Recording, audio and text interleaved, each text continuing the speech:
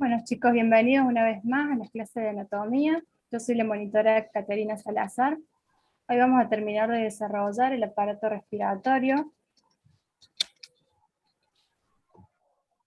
¿Qué vamos a ver en esta clase? En esta clase vamos a terminar de ver lo que es la anatomía y la fisiología del aparato respiratorio, y también vamos a hacer un repaso de algunos conceptos que vimos en la clase pasada.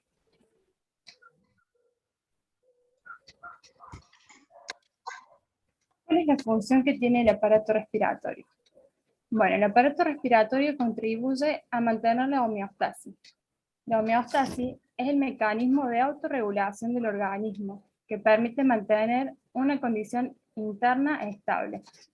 Esta condición se va a lograr a través del intercambio gaseoso del oxígeno y el dióxido de carbono entre el aire que se encuentra en la atmósfera, la sangre y la célula de los tejidos. El aparato respiratorio también va a contribuir a mantener y ajustar el pH de los líquidos corporales, contiene receptores para el sentido del olfato, filtra el aire inspirado y produce sonidos. Según la estructura de este aparato lo podemos dividir en dos partes. Tenemos el aparato superior y el aparato inferior. En el aparato superior está compuesto por la nariz, la cavidad nasal, la faringe y las estructuras asociadas. Y en la parte inferior vamos a tener la laringe, la tráquea, los bronquios y los pulmones. Y según su función lo podemos dividir también en dos partes. Tenemos la zona de conducción y la zona respiratoria. En la zona de conducción está constituida o compuesta por una serie de cavidades y tubos interconectados, tanto fuera como dentro de los pulmones. Tenemos la nariz, la cavidad nasal, la faringe, la laringe, la tráquea, los bronquios, los bronquiolos y los bronquiolos terminales. Estos están encargados de filtrar, calentar y humidificar el aire que llega a los pulmones. Y en la zona respiratoria vamos a encontrar que está constituida por tubos y tejidos que están dentro de los pulmones y van a ser los responsables del intercambio gaseoso. Ahí tenemos los bronquiolos respiratorios, los conductos alveolares, los sacos alveolares y los alveolos. Entonces, la zona de conducción va a ser la encargada de preparar el aire que inspiramos para que llegue en las condiciones óptimas al pulmón. Lo va a calentar y lo va a humidificar. Y la zona respiratoria se va a encargar de hacer el intercambio gaseoso. En la nariz podemos decir que es un órgano que está localizado en la entrada del aparato respiratorio. Se divide en la porción externa e interna. La parte externa va a ser la parte que está visible en la cara y consiste de un armazón de sostén óseo y cartilaginoso iliano. Está compuesto por mucosa y piel y por dentro está revestido por mucosa.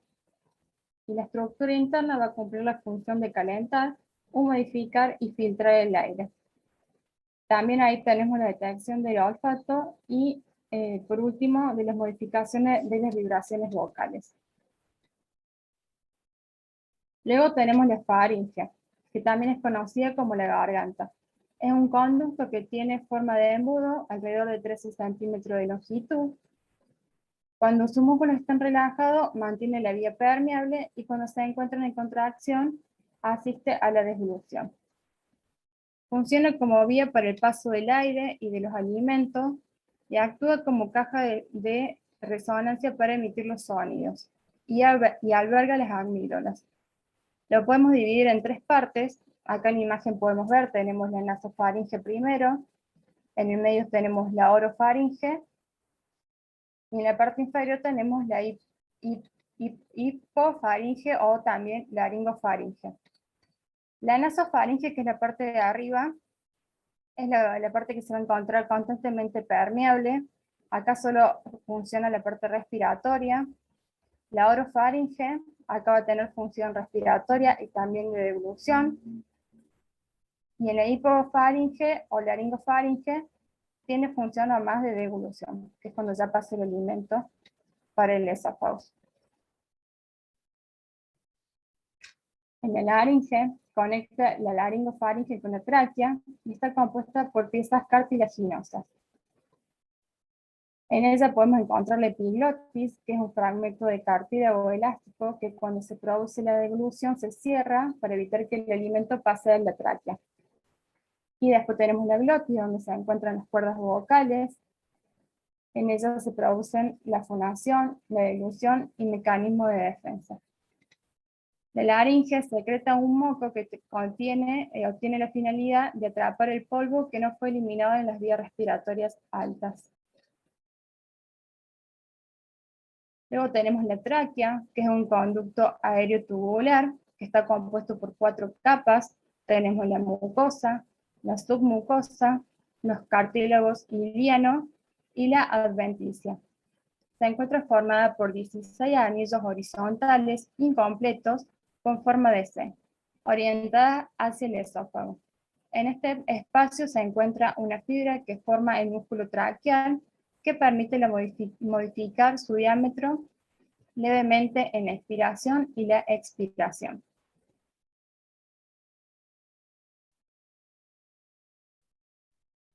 Y por último tenemos los pulmones, que son órganos pares que tienen una forma de cono, están separados por el corazón, y los órganos que ocupan el mediastino.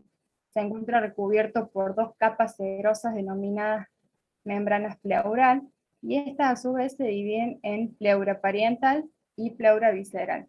La pleura parietal es la que va a estar recubriendo toda la parte interior de la cavidad torácica, y la pleura visceral recubre todo el pulmón.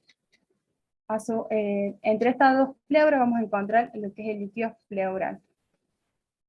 Los pulmones se extienden desde el diafragma hasta una porción más arriba de las clavículas. Cuenta con una base y un vértice. El pulmón derecho lo podemos dividir en 3 lóbulos, la parte superior, medio e inferior, y el izquierdo con 2 lóbulos, el superior y el inferior. Esto es así porque el pulmón izquierdo es un poco más, de tamaño más pequeño, porque el corazón ocupa un poco más de espacio de ese lado del cuerpo. Y por último tenemos los alvéolos, que son la unidad anatómica funcional del pulmón, y es aquí donde se realiza el intercambio gaseoso. Y acá vemos todo lo que es el aparato completo, naciendo desde la cavidad nasal. Después tenemos la faringe, acá se aprecia la epiglotis, la laringe, la tráquea, y luego están los pulmones con sus pleuras, los bronquios, los bronquiolos, los alvéolos pulmonares, que acá podemos observar en los sacos alveolares, cómo están recubiertos por todas las redes capilares sanguíneas, tanto venas como arterias, y por debajo de los pulmones se encuentra el diafragma. Bueno, ventilación y respiración. ¿Es lo mismo ventilación y respiración? No, como vimos en otra clase, no es lo mismo.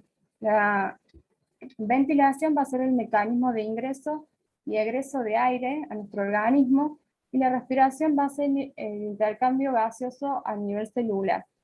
La respiración la podemos dividir en 2, tenemos la respiración externa y la respiración interna. La respiración externa es el intercambio gaseoso que se produce entre la sangre que circula por los capilares sistemáticos y la que circula por los capilares pulmonares a través de la membrana respiratoria. La sangre capilar del pulmón obtiene oxígeno y pierde dióxido de carbono. Esto quiere decir que en la respiración externa lo que se produce es el intercambio gaseoso entre el alvéolo y la sangre del cuerpo. Y en la respiración interna es el intercambio gaseoso que se produce entre los capilares sistemáticos y las células tisulares. La sangre pierde oxígeno y obtiene dióxido de carbono, producto del proceso metabólico dentro de las células. Entonces, en esta respiración podemos decir que es el intercambio de oxígeno y dióxido de carbono entre la sangre y los tejidos del cuerpo. Y por último, la ventilación, que es también conocida como respiración, Se caracteriza por dos procesos. Tenemos la inspiración, que es el flujo de aire dentro de los pulmones, y la expiración es el flujo de aire hacia afuera, lo que produce el intercambio de aire entre la atmósfera y los alvéolos pulmonares. Vamos a ver la inspiración. Como dijimos, es el ingreso de aire a los pulmones. También se denomina inhalación. La presión de aire dentro de los pulmones es igual al de la atmósfera. Es por eso que para que el aire ingrese a los pulmones, la presión dentro de los alvéolos debe ser menor que la atmosférica. La diferencia de presiones provocadas por el cambio de volumen de los pulmones obliga a que el aire entre en ellos en la inspiración y salga durante la expiración. La inspiración cuenta con un proceso de contracción de los músculos inspiratorios principales, que son el diafragma y los intercostales externos. Acá en la imagen vemos cómo se realiza el proceso de inspiración. Entonces dijimos que el cuerpo tiene la misma presión atmosférica de adentro y de afuera. Entonces el pulmón está quieto. Para que esa presión cambie, los intercostales y el diafragma se van a contraer, permitiendo que el pulmón se expanda, y en esa expansión el aire va a ingresar y se produce la inspiración. Y en el caso de la expiración, es el proceso donde se expulsa el aire y se relaciona de manera directa con los cambios de presión. En este transcurso se genera la presión de manera opuesta. La presión dentro de los pulmones es mayor que de la atmósfera. Se caracteriza por ser un proceso pasivo, que no involucra las contracciones musculares, sino que es el resultado de un retroceso elástico de la pared torácica y los pulmones, remontando su forma original después de expandirse. La expiración solo se vuelve activa durante la ventilación forzada, que eso ocurre cuando podemos tocar un instrumento de viento o el ejercicio.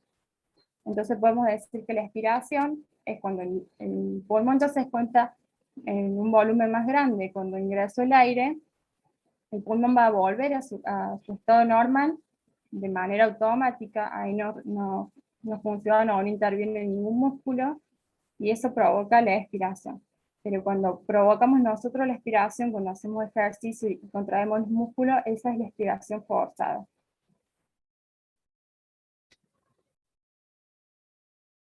Y por último tenemos el centro respiratorio, que es cómo actúa el sistema central del cuerpo. Los impulsos nerviosos se generan en las neuronas localizadas en ambos lóbulos, en ambos lados del bulbo radiquio y la protuberancia del tronco encefálico. Estos conglomerados de neuronas es un conjunto que reciben el nombre de centro respiratorio, y lo podemos dividir en tres partes. Tenemos el área del ritmo vulvar, el área neurotorácica y el área apnéutica. El ritmo vulvar es la función que controla el ritmo básico de la respiración. Una inspiración normal dura alrededor de 2 segundos y una expiración alrededor de 3 segundos. Los impulsos nerviosos se generan en el área respiratoria y se propagan hacia los músculos intercostales por los nervios costales y hacia el diafragma por los nervios frénicos. Las neuronas del área expirativa se mantienen inactivas durante la respiración normal y se vuelven participativas en la respiración forzada. La área neumotorácica se encuentra en la parte superior de la protuberancia, se encarga de la transmisión de impulsos inhibidores al área inspiratoria, que ayuda a desactivarlas antes de que el pulmón se infle de una manera excesiva. Y por último, el área apnéutica se encuentra en el tronco encefálico y coordina la transición entre la inspiración y la expiración. Esta área envía impulsos estimuladores al área inspiratoria que la activa y prolonga la inspiración, dando como resultado una inspiración larga y profunda.